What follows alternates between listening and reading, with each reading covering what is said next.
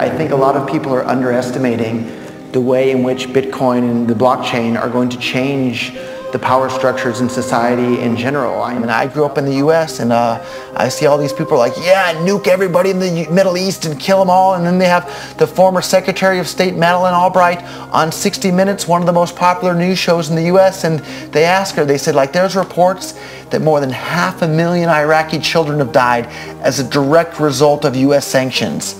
And she looks back at her with a straight face and she goes, it was a really tough decision, but I think that it was worth it. Worth murdering 500,000 kids because of what the government did? And I apologize for crying, but it just disgusts me from my core when I see government people murdering people around the world. It's not just theoretical. These are real people with real lives. And it's real people, and Bitcoin has the power to undermine everything they're doing to people around the world. And I'm sorry for shouting, but it just disgusts me what these people in government do. And they do it through central banking and through the control of the money supply, and Bitcoin takes that away from them. Wall Street is fraud, America is fraud, the world is fraud, banks are fraud, central banks are fraud. We live in an era of fraud. It's all based on fraud, and they get a percentage of the fraud. That's the business model. To suggest that there is any moral or ethical aspect to anything that's going on now is to be completely naive about the fact that we live in an era dominated by financial terrorists,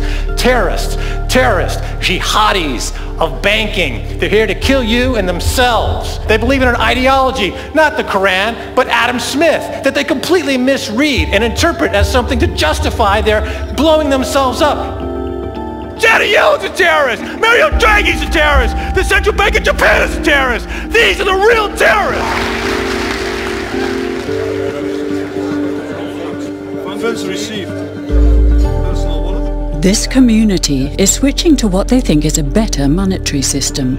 A system in which banks are no longer needed because payments could be made directly from one person to another. In the system of debt, one of the two parties is always the slave. And that is the architecture of money we live in. That is the architecture of money we use in our civilization. An architecture of money where you have no control.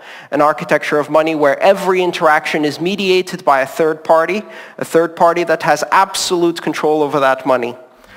Bitcoin is fundamentally different because in Bitcoin, you don't owe anyone anything and no one owes you anything. It is not a system based on debt. It is a system based on ownership.